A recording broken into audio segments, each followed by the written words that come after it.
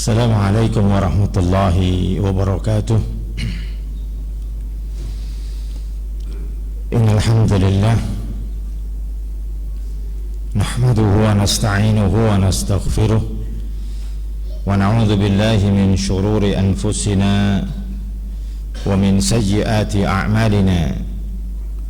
Man yahdihillahu fala mudilla lahu wa man yudlil fala hadiya lahu. Wa asyhadu an la ilaha illallah wahdahu la syarika lah wa asyhadu anna Muhammadan abduhu wa rasuluh.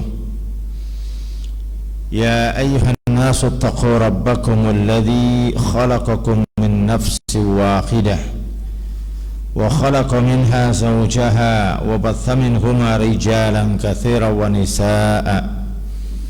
Wattaqullaha alladzi tasaaluna bihi wal arham innallaha kana 'alaikum raqiba. Ya ayyuhalladzina amanu taqullaha wa qulu qawlan sadida yuslih lakum a'malakum wa yaghfir lakum dhunubakum wa may yuti'illaha wa rasulahu faqad faza fawzan 'azima. Ya ayyuhalladzina amanu taqullaha haqqa tuqatih wa la tamutunna illa wa antum muslimun. Amma ba'd, fa inna asdaqal hadits kitabullah wa khairal hadi hadi Muhammadin sallallahu alaihi wa ala alihi wa sallam wa syarrul umuri muhdatsatuha fa inna kulla muhdatsatin bid'ah wa kulla bid'atin dhalalah wa kulla dhalalatin finnar. Ayyuhal ikhwah, a'azanallahu wa iyyakum jami'an. Alhamdulillah, kembali kita bersyukur kepada Allah Subhanahu wa taala atas limpahan karunia dan nikmat yang tidak henti-hentinya Allah Subhanahu wa taala berikan kepada kita sekalian. Yang ini Allah Subhanahu wa taala memberikan tanpa memberikan syarat-syarat yang banyak dan syarat-syarat yang berat. Tidak sebagaimana manusia ketika akan melakukan kebaikan, yang sebagiannya mereka melakukan kebaikan kalau Allah berbuat baik pada dirinya. Salah satunya orang yang suka bernazar. Maka para ulama menyebutkan hukum nazar itu makruh karena dia mensyaratkan untuk berbuat baik kepada Allah kalau Allah Subhanahu wa taala berbuat baik pada dirinya. Namun ketika seorang telah menazarkan, wajib hukumnya. Syekh Sa'id bin Ali Al-Musaykhi di dalam kitab Mukhtasar fil Aqidah pada bab berkaitan dengan pembahasan sebab, salah satu bab yang beliau sebutkan adalah bukan sebab tapi dianggap sebagai sebab. Salah satunya adalah nazar, karena nazar adalah perkara yang tidak disukai. Namun seolah-olah ketika seseorang dia melakukan itu, dia menganggap sebagai sebuah kesolehan yang sangat, padahal semestinya seorang dia menjaga diri. Namun intinya bahwasanya Allah Subhanahu wa taala tidak banyak memberikan syarat kepada kita. Bahkan Allah Subhanahu wa taala lahirkan kita sudah Allah Subhanahu wa taala lengkapi. Mata kita tidak minta, Allah kasih. Padahal kalau kita tidak ada, mungkin akan begitu kesulitan. Kaki kita tidak minta, Allah kasih. Bahkan berfungsi sebagaimana kaki. Karena ada yang ada kaki tidak berfungsi sebagaimana kaki. Begitu banyaklah kenikmatan Allah Subhanahu wa taala berikan, sehingga ketika kita melakukan ibadah sebenarnya bukan sedang menebus nikmat, tapi karena kita bersyukur. Karena tidak akan mungkin kita bisa menebus nikmat yang Allah Subhanahu wa taala berikan, apalagi menebus surga yang Allah Subhanahu wa taala siapkan, surga yang paling kecil seluas langit dan bumi. Kita kapling 12 kali 12 saja berebut, sampai harus memprovokasi orang, harus berkelahi satu sama lain, kadang tidak bertegur sapa. Allah Subhanahu wa taala siapkan semuanya. Maka beruntunglah orang yang Allah Subhanahu wa taala berikan dalam dirinya, yakni sifat syukur. Saudara yang dirahmati oleh Allah Subhanahu wa taala, kita masih melanjutkan membaca dan mentelaah kitab Asyrun Mujibatun lin Najah. 10 poin yang akan bisa menghantarkan kepada keselamatan. Kita sampai pada poin yang ketiga, yakni khasyatullah azza wajal wa taqwahu, memiliki rasa takut yang benar kepada Allah Subhanahu wa taala dan bertakwa kepadanya. Qala musannif rahimahullahu taala, berkata penulis ini Syekh Abdul Razak bin Abdul Muhsin Al-Abbad hafizahumullahu taala, wa amma taqwallah fahiya jima'u kulli khairin lil 'abdi wa hiya sababun 'azimun lin najati yaumal qiyamah. Kata beliau, adapun takwa kepada Allah Subhanahu wa taala, dia merupakan gabungan pada setiap kebaikan pada seorang hamba. Semua kebaikan berputar pada ketakwaan. Seorang bisa berzikir, seorang bisa menuntut ilmu, belajar, kemudian seorang bisa membaca Al-Quran, seorang bisa sholat, seorang bisa berpuasa, bisa haji, bisa umroh, bisa bersedekah, bisa membayar zakat. Seluruhnya berputar dari takwa. Artinya ini adalah buah dari takwa. Walaupun mungkin ada orang yang tentunya di luar kemampuan manusia untuk mendeteksinya, mungkin dia melakukan itu, tapi bukan dengan dasar takwa, karena emosi. Enggak enak lah kawan saya mengeluarkan zakat, sementara hartanya sama saya, dia tidak lebih banyak dari saya lebih banyak. Keluarkanlah supaya menjaga gengsi, menjaga emosi, bukan berputar dari takwa. Tetapi secara umum seorang takwa dia akan melakukan itu semua selagi tidak ada padanya halangan yang akan menghalangi dari perbuatan tersebut, baik halangan karena memang belum sampainya kewajiban, atau halangan lain yang mungkin tiba-tiba harta yang mestinya dia akan keluarkan terkena musibah sehingga tidak terpenuhi nisabnya, bisa saja.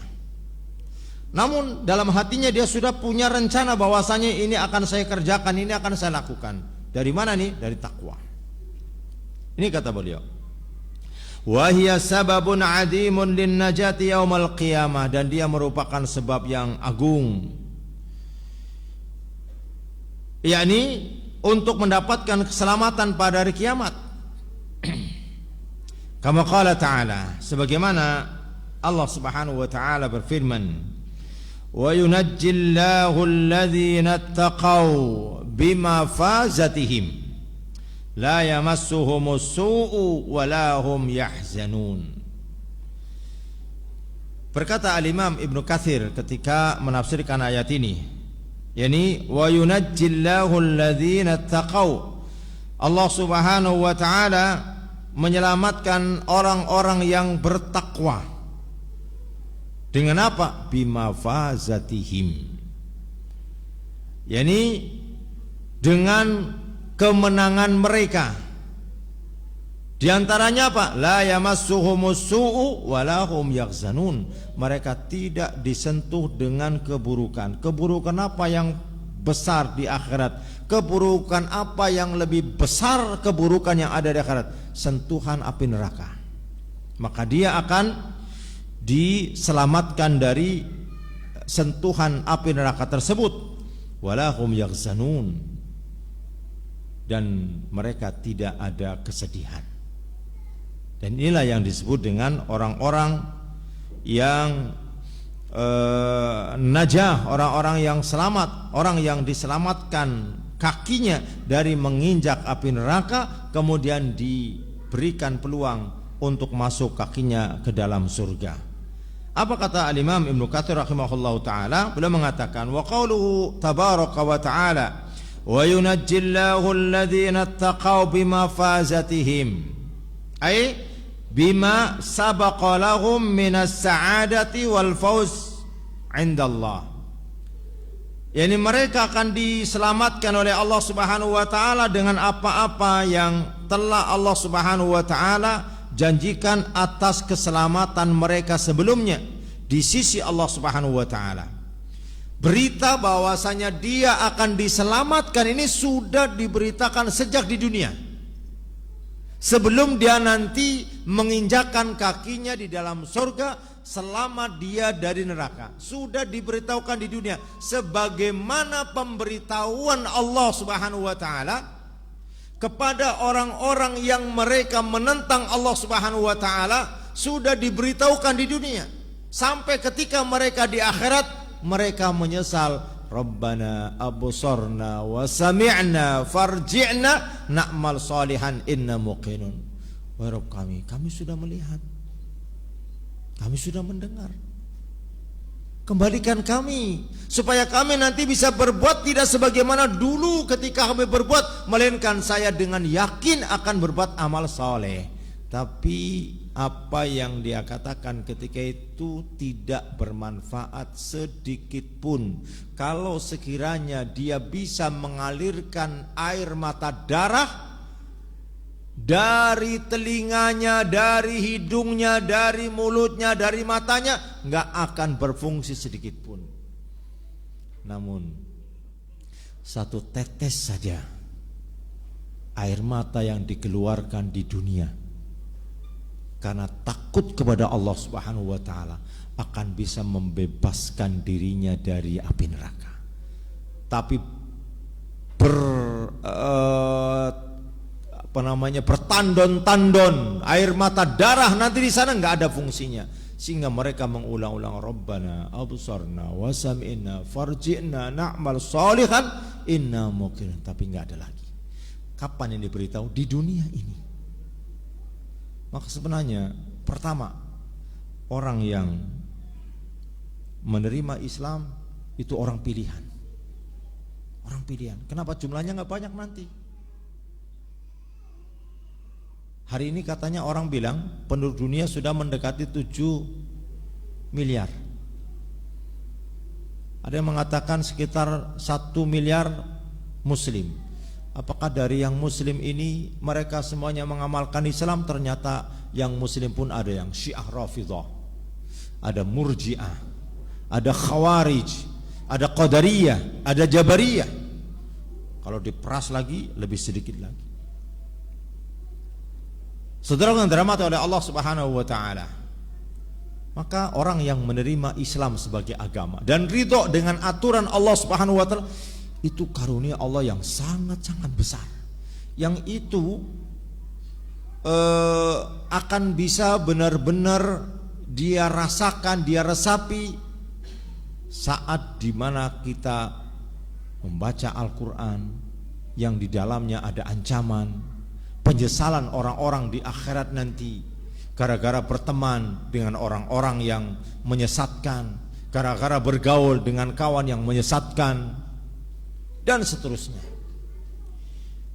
Maka kata beliau selanjutnya beliau mengatakan, la yamassuhumus su' ayyaumal qiyamati, dia tidak akan disentuh dengan keburukan, yakni tidak disentuh dengan api neraka pada hari kiamat, wala hum yaghzanun. Apa kata beliau? wala yaghzanuhum al-faza'il akbar bal hum aminuna min kulli faza'in muzaghzaghuna an kulli syarrin nailun. Kata beliau bahwasanya mereka tidak akan lagi ada rasa galau, ada rasa khawatir, ada rasa cemas. Enggak.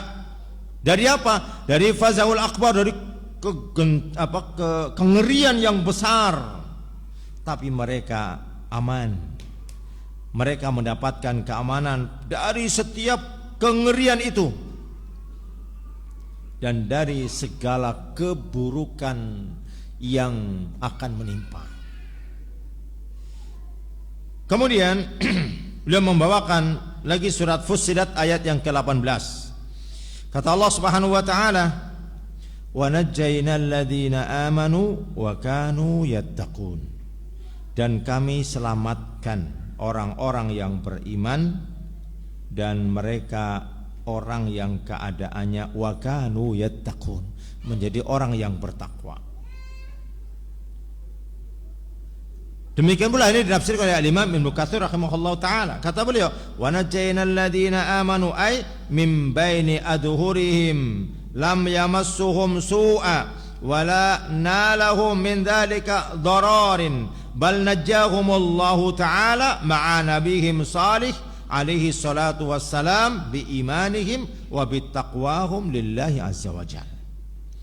Kata beliau, Allah Subhanahu wa taala selamatkan mereka dengan iman mereka dari sisi mereka, atau mereka tidak akan disentuh lagi dengan keburukan yang akan menyebabkan doror, membahayakan dirinya, tetapi justru Allah Subhanahu wa taala selamatkan mereka bersama dengan nabi-nabi yang saleh alaihi wassalatu wassalam, karena mereka mempertahankan keimanan dan ketakwaan ketika di dunia. Selanjutnya juga Allah Subhanahu wa taala berfirman, "Wa anjaynal ladzina amanu wa kanu yattaqun." Dan kami selamatkan orang-orang yang beriman dan mereka adalah orang-orang yang bertakwa. Kemudian kata penulis, "Wat taqwa fil asli." Takwa pada dasarnya kata beliau ma'khudatun minal wiqayah, diambil dari asal kata wiqayah, penjagaan, pembatasan, dinding. Wa min ahsani ma urrifat bihi qalu Talq ibnu Habib, di antara ucapan yang paling baik, dan ini ucapan dipuji oleh Al-Imam Ibnu Qayyim rahimahullahu ta'ala berkenaan dengan makna taqwa.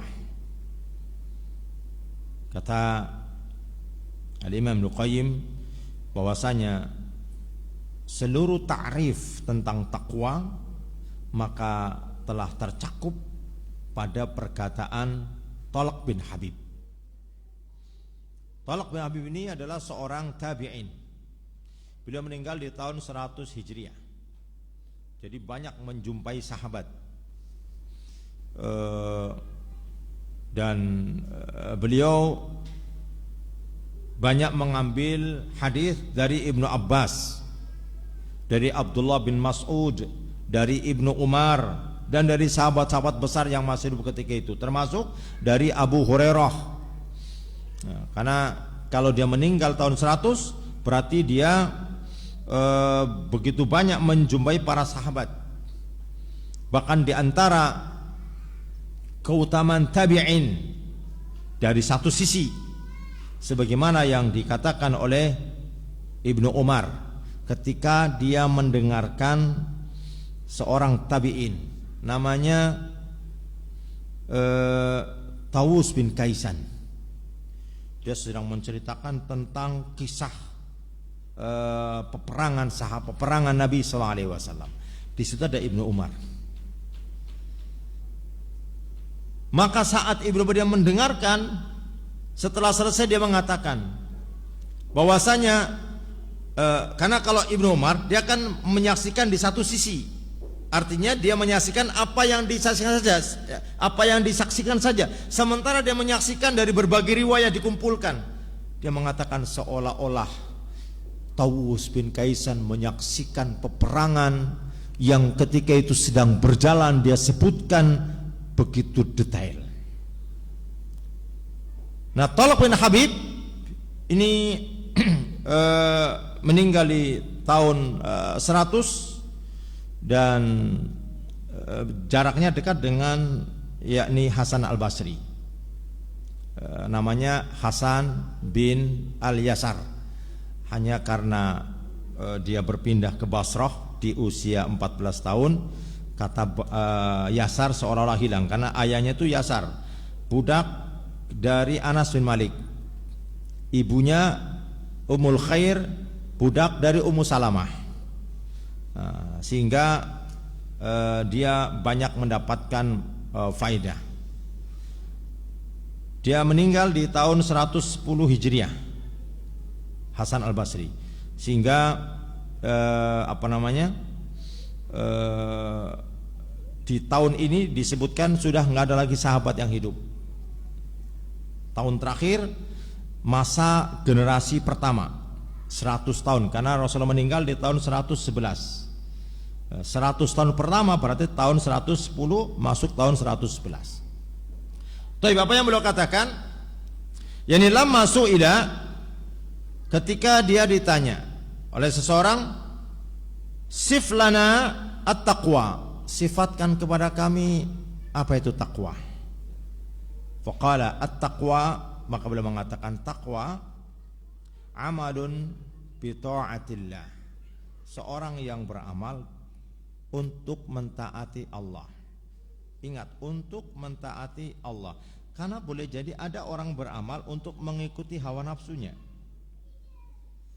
Kenapa dikerjakan? Pas lagi selera. Kalau nggak lagi tidak ada selera, nggak dikerjakan. Itu hawa nafsu. Bahkan yang lebih mudah, mana yang hawa nafsu dan mana yang sunnah. Yang hawa nafsu biasanya yang menyelisihi sunnah. Setiap perkara yang menyelisihi sunnah, setiap perkara yang mengikuti hawa nafsu, maka dia menyelisihi sunnah. Meskipun gambarannya itu adalah gambaran sunnah. Contoh misalnya, dulu pas lagi tren berjenggot. Nah, dulu tren berjenggot, sehingga saya di Pinang itu ada penjual kalau yang sapi dikasih air apa namanya itu? Ya, kayak kalau kita kan soto ya, soto sapi ada nggak? Bukan, mungkin gulai lah ya, gulai gitu ya. Itu saking bangganya itu namakan gulai Pak Jenggot. Kenapa ketika itu menjadi tren? Kalau antum masih ingat tapi nggak tahu antum, kalau yang lain-lain di tahun 70-an ya masih ingat lah. Ketika itu ada salah seorang musisi yang punya ciri khasnya itu berjenggot. Jadi berjenggot karena itu, bukan karena ini sunnah Nabi yang mulia sallallahu alaihi wasallam. Sampai saking inginnya terkenal, jual makanan Pak Jenggot. Bukan salah itunya, tapi niatnya. Kenapa? Karena bukan karena Allah. Buktinya apa? Begitu jenggot ini sudah mulai menyebar bahwa inilah tuntunan Nabi, ternyata mereka pangkas habis karena hawa nafsu. Maka yang hawa nafsu, dia akan kelihatan pada saat kapan seorang dia mempertahankan dan pada saat kapan dia meninggalkan. Taib. Maka beliau mengatakan amalun bi ta'atillah, beramal untuk mentaati Allah. Berarti di sana ada perintah taati, ada larangan tinggalkan. Kemudian raja'a rahmatillah, mengharapkan akan rahmat Allah Subhanahu wa taala. Mengharapkan rahmat Allah Subhanahu wa taala. antum saya rasa tidak semuanya tetangga masjid. Ada mungkin yang di lebih dari 1 kilo, ada yang mungkin lebih dari 2 kilo, mungkin ada yang lebih dari 5 kilo. Tidak ada lain yang diharapkan karena ingin mendapatkan rahmat Allah Subhanahu wa taala. Karena kalau seorang tahu satu dari amalan yang dia kerjakan ternyata menyebabkan Allah Subhanahu wa taala merahmatinya, cukup bagi dirinya Allah Subhanahu wa taala masukkan ke dalam surganya. Masalahnya kita belum tahu di mana amal yang benar-benar dengan sebab itu Allah Subhanahu wa taala merahmatinya. Kenapa? Karena semua amalan ketaatan mendapatkan menjadi kesempatan peluang untuk mendapatkan rahmat Allah Subhanahu wa taala. Cuman Allah Subhanahu wa taala tidak menyebutkan ini saja, ini sudah aku dapatkan rahmat. Kenapa? Kalau diberitahukan menjadi kan saya sudah dapat rahmat Allah, sudah saya tinggalkan. Tidak. Karena kita bukan sebagaimana para sahabat. Para sahabat khusus bagi yang perang Badar, apa kata Rasulullah SAW? I'malu ma syi'tum faqad ghafarallahu lakum. Silakan kau buat apa saja, Allah telah mengampuni kalian.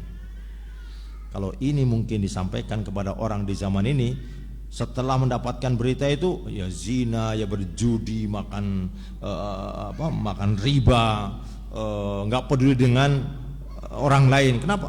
Sudah ada kunci surga. Para sahabat enggak. Bahkan kalaupun ada yang terjerumus karena besarnya pahala orang yang ikut dalam perang Badar, nggak dikira. Contohnya seorang yang mengirimkan surat pada saat terjadi Fathul Mekah, yang kemudian ditangkap oleh Ali dan 2 orang sahabatnya, yang ketika itu juga kemudian oleh Nabi yang mulia SAW diinterogasi. Ternyata dia mengatakan bahwasanya, ya Rasulullah, bukan bermaksud aku ingin membocorkan rahasia kaum muslimin, tetapi aku tahu saya punya saudara di Mekah yang dia tidak memiliki saudara banyak, kabilah yang besar, sehingga saya ingin punya jasa. Mudah-mudahan kalau memang nanti benar-benar terjadi peperangan, orang-orang Quraisy akan melihat saya punya jasa, saudaranya akan diamankan, saudaranya akan dijaga. Siapa namanya? Ada ingat? Habib bin Abi Balta'ah. Dia peserta perang Badar. Sehingga ketika Umar dia mengatakan, ya Rasulullah, penggal kepalanya. Kata Rasulullah kepada Umar, hai Umar, dia peserta perang Badar. Ketika itu Umar menangis. 2 penjelasan para ulama. Pertama, menangis karena dia merasa telah lancang kepada Nabi yang mulia SAW dengan mengatakan itu. Yang kedua, menangis saking gembiranya. Kenapa? Kalau Habib bin Abi Balta'ah yang telah melakukan seperti itu saja diampuni oleh Nabi yang mulia SAW, tentu lebih layak aku mendapatkan ampunan karena saya tidak sampai melakukan seperti itu. Penjelasan, 2 penjelasan di kalangan para ulama. Taib. Khataliman rahimani wa rahimakumullah. Kemudian kata pada selanjutnya, ala nurim minallah. Apa yang dilakukan berupa ketaatan kepada Allah, mengharap rahmat Allah, dia lakukan berdasarkan cahaya dari Allah. Maksudnya berdasarkan yakni ilmu dari Allah Subhanahu wa taala. Bukan melalui mimpi, bukan melalui merenung, bukan melalui semedi, tidak. Melalui cahaya dari Allah, yakni melalui wahyu Allah Subhanahu wa taala, Al-Qur'an dan sunnah sebagaimana yang dipahami oleh para sahabat. Kemudian wattaqwa, masih perkataan beliau, tarkul ma'siyatullahi makhafatan iqabillahi ala nuri minallah. Dan takwa adalah meninggalkan kemaksiatan karena Allah. Karena ada orang meninggalkan kemaksiatan bukan karena Allah. Dia mau mencuri, tiba-tiba pas kunci T-nya sudah dimasukkan ke lubang, ada satpam lewat, kemudian segera dicabut. Dalam hatinya, memang satpam ini kurang ajar ini. Tapi dalam hatinya bukan karena Allah ditinggalkan. Kalau saja tidak ada pas satpam, maka motor itu lewat. Berarti dia meninggalkan bukan karena Allah. Meninggalkan yang seperti ini tidak termasuk orang yang tidak terkena dosa. Walaupun konsepnya ketika seorang dia punya niat buruk, kapan ditulis dosa? Kan ketika dilakukan, dan dosanya berapa? 1. Tapi orang yang seperti ini tetap dicatat sebagai dosa karena dia meninggalkan bukan karena Allah, tapi meninggalkan karena satpam tadi itu. Maka konsepnya ketika seorang dia meninggalkan kemaksiatan akan dianggap dan akan dicatat sebagai kebaikan saat meninggalkannya karena Allah Subhanahu wa taala. Sebagaimana kisah 3 orang yang tertutup di dalam gua, pintunya tertutup dalam gua, yang masing-masing mereka mengadukan kepada Allah Subhanahu wa taala. Salah satunya adalah seorang yang dia akan melakukan perbuatan zina. Tiba-tiba si wanita dia mengucapkan kata-kata yang menyebabkan bergetar hatinya. Orang sesusah itu masih mikirkan Allah Subhanahu wa taala. Seorang yang bergelimang dengan harta sedikit pun tidak mengingat Allah Subhanahu wa taala, maka seketika itu dia tinggalkan karena Allah Subhanahu wa taala. Bahkan harta yang tadi diberikan, dah kau ambil, silakan kau pergi. Ini orang yang meninggalkan seperti ini yang dia akan memperoleh kebaikan. Tapi orang yang tadi tidak. Kenapa? Bukan karena Allah. Maka beliau mengatakan tarku ma'siyatillah, tarku ma'siyatulillah, meninggalkan maksiat, meninggalkan dosa kecil ataupun besar karena Allah Subhanahu wa taala. Prinsipnya di sini karena Allahnya. Mau yang besar, mau yang kecil, kalau karena Allah Subhanahu wa taala, maka dia masuk pada bagian dari takwa. Kemudian kata beliau, makhafata iqabillah, dan dia takut akan azab Allah Subhanahu wa taala. Jangan tertipu orang yang mengatakan bahwasanya barang siapa yang beribadah karena takutkan api neraka, maka berarti dia telah mengibadati api.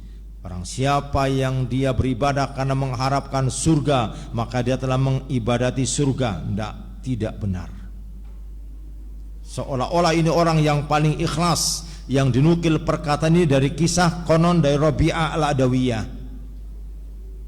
Satu ketika dia keliling membawa api dan gelas yang berisi air.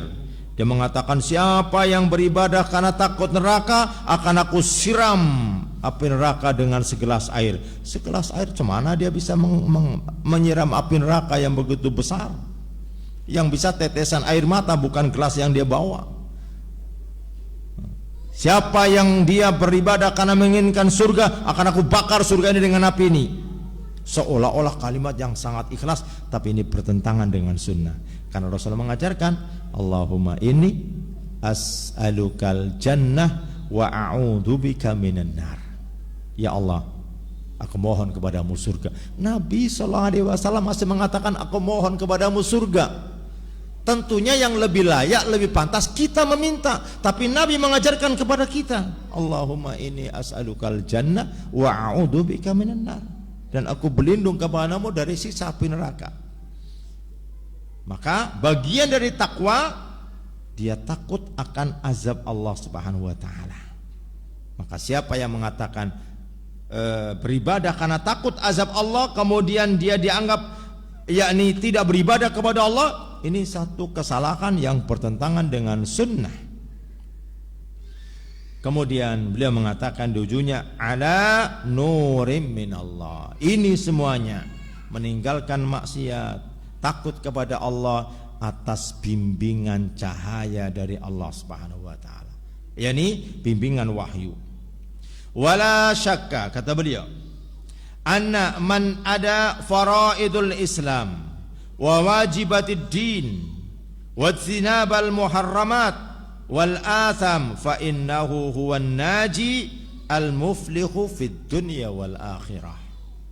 Maka tidak diragukan lagi, orang yang menunaikan kewajiban-kewajiban dalam Islam dan kewajiban-kewajiban dalam agama, dan kemudian meninggalkan perkara-perkara yang haram, meninggalkan perkara-perkara dosa, maka sungguh dia orang yang an-naji al-muflih, orang yang selamat, orang yang beruntung fid dunya wal akhirah. Wa qad sahha an Jabir ibn Abdullah, telah sah hadis dari Jabir bin Abdullah. Siapa Jabir bin Abdullah? Jabir bin Abdullah putra dari Al-Haram. Jabir bin Abdullah bin Al-Haram, namanya Jabir, ayahnya Abdullah, ayah lagi Haram kakeknya. Jabir bin Abdullah ini salah seorang yang akan ikut serta dalam perang Uhud. Bahkan dia sudah siap-siap. Ternyata saat dia sudah siap-siap dipanggil oleh ayahnya, yakni Abdullah. Kata ayahnya, "Nak, kamu gak ikut berangkat untuk perang Uhud. Ayahmu pesan, kamu jaga saudara-saudaramu, karena dia memiliki 9 saudari perempuan. Tentunya masih kecil-kecil. Memiliki saudari 9 perempuan. Dan dia mengatakan, ayahmu tidak memiliki banyak harta yang ditinggalkan. Bahkan ayahmu memiliki hutang. Dan ayahmu hanya memiliki sepetak kebun kurma saja. Untuk itu kamu jangan ikut perang, biar ayahmu saya ikut berjuang bersama dengan Nabi sallallahu alaihi wasallam. Kamu jaga saudara-saudaramu, dan nanti kalau panen dan kalau ternyata ayahmu syahid, ini seolah-olah dia sudah ada semacam firasat dari wasiatnya. Nanti kalau sekiranya ayahmu benar-benar meninggal dalam peperangan ini, maka bayarkan hutang-hutang ayahmu dengan sepetak kebun kurma yang ayah miliki." Terjadilah peperangan yang begitu dahsyat, sampai 70 para sahabat yang menjadi syuhada. Dan kemudian termasuk diantaranya adalah Abdullah, ayahnya Jabir. Berlalunya waktu, setelah berjalan beberapa waktu, maka Jabir datang kepada Rasulullah SAW. "Ya Rasulullah, sebagaimana pesan ayahku, bahwa ayahku meninggalkan saudari-saudari perempuan dan hutang yang belum terbayarkan. Beberapa hari yang lalu, orang-orang yang menghutangi ayahku datang untuk meminta bayaran. Karena dulu hutang untuk makan.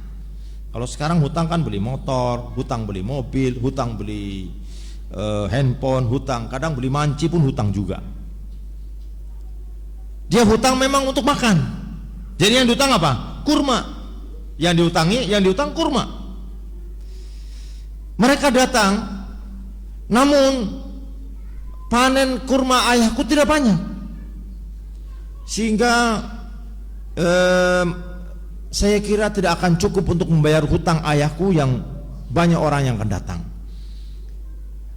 Maka Rasulullah berpesan kepada Jabir. Dia mengatakan, besok kalau orang-orang yang akan menagih hutang datang kepadamu, maka kau temui aku, datang kepadaku, dan saya akan datang ke rumahmu. Maka benar di hari yang berikutnya datang orang-orang yang akan menagih hutangnya. Setelah itu dia datang ke Rasulullah SAW. "Ya Rasulullah, para penagih hutang telah datang. Apa yang harus kau lakukan?" Kata Rasulullah, "Kamu kumpulkan semua madu, cuma dipisahkan. Karena kamu kumpulkan semua kurma, tapi kamu pisahkan. Karena kurma itu beberapa model. Ada kurma ajwa, ada kurma sukari, ada kurma segala macamnya." Bisa.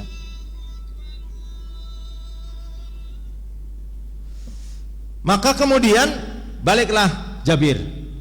Itu balik, Rasulullah pun datang. Begitu datang, maka masing-masing orang sudah pada antrian. Maka Rasulullah mengatakan, "Silakan kau ambil kurma yang akan kamu ambil." Diambil terus sampai sekian banyak orang. Habis semua orang yang menagih utang dan tidak ada tersisa seorang. Bahkan Rasulullah coba tanya, "Ada nggak masalah orang yang akan menagih utang?" Jabir bertanya, "Siapa di antara kalian yang masih memiliki, yakni menghutangi ayahku?" Mereka menjawab, "Sudah nggak ada lagi." Kurma yang ada itu tidak berkurang sedikit pun. Selesai semuanya terbayarkan. Ini satu di antara keberkahan. Yang kedua, kalau antum masih ingat dalam peperangan Ahzab. Siapa yang menyajikan 1 ekor kambing yang kemudian disantap oleh ratusan orang, dialah orangnya. Jabir bin Abdullah. Siapa Jabir bin Abdullah? Dialah orang sahabat yang ketika dia nikah ditanya Rasulullah SAW, Jabir, kelihatannya kamu sudah nikah. Iya ya Rasulullah, sudah nikah.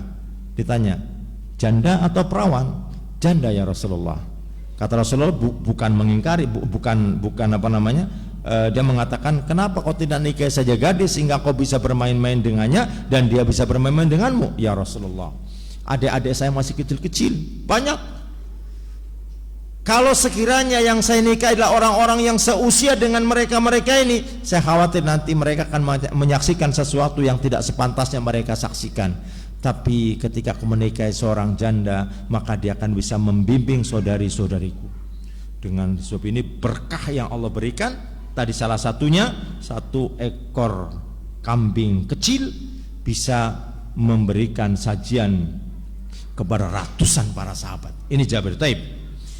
Apa kata Jabir? Dia menukil dari Nu'man ibnu Qawqal. Nu'man ibnu Qawqal radhiyallahu anhu. Ata Nabiyya sallallahu alaihi wasallam, ya Rasulullah, ini Nu'man. Araita idza salaitu maktubata wa haramtul harama wa halaltu halala adkhuluhul jannah? Qala na'am. Kata Nu'man bin Qawqal, ini satu amalan yang luar biasa. Dia mengatakan, ya Rasulullah, bagaimana menurutmu kalau sekiranya aku sholat yang fardu saja, kemudian setelah itu aku haramkan apa yang Allah haramkan dan aku halalkan apa yang Allah halalkan, apakah cukup bagiku untuk masuk surga? Kata Rasulullah, ya. Ini menunjukkan bahwasanya sebenarnya bagi Allah Subhanahu wa ta'ala begitu mudah untuk memasukkan kepada hambanya ke dalam surga, asalkan si hamba ini benar-benar ikhlas dan mengikuti tata cara Nabi SAW. Kita lihat bagaimana pertanyaan Nu'man bin Qawqal. Ya Rasulullah, bagaimana kalau hanya mengerjakan sholat yang fardu saja? Aku haramkan apa yang Allah haramkan dan aku halalkan apa yang Allah halalkan, apakah kau masuk surga? Kata Rasulullah, ya, kau masuk surga. Dan ini sumbernya yang diringkas, ini kata lain dari takwa.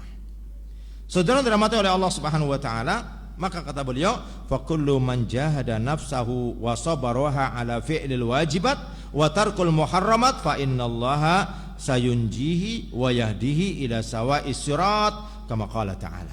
Maka setiap perkara yang seorang dia bersungguh-sungguh dalam dirinya untuk bersabar di atas melakukan perkara yang wajib, meninggalkan perkara yang haram, maka Allah Subhanahu wa taala akan selamatkan. Allah Subhanahu wa taala berikan hidayah kepada jalan yang lurus, sebagaimana Allah mengatakan, walladzina jahadu fina lanahdiyannahum subulana. Dan orang-orang yang bersungguh-sungguh di jalan kami, pasti kami akan memberikan kepadanya petunjuk di atas jalan kami. Wa innallaha lama'al muhsinin. Dan sungguh Allah Subhanahu wa taala bersama membantu orang-orang yang berbaik. Demikian ikhwatal iman rahimani wa rahimakumullah. Insyaallah untuk selanjutnya kita akan bahas di pertemuan mendatang. Semoga Allah Subhanahu wa taala mudahkan. Wassallallahu ala Muhammadin wa ala alihi washabihi wasallam. Ada pertanyaan? Ya, ada ya. Baik. Kayaknya minta ditanya. Enggak juga. Tapi kalau salam aja lah. Assalamualaikum warahmatullahi wabarakatuh.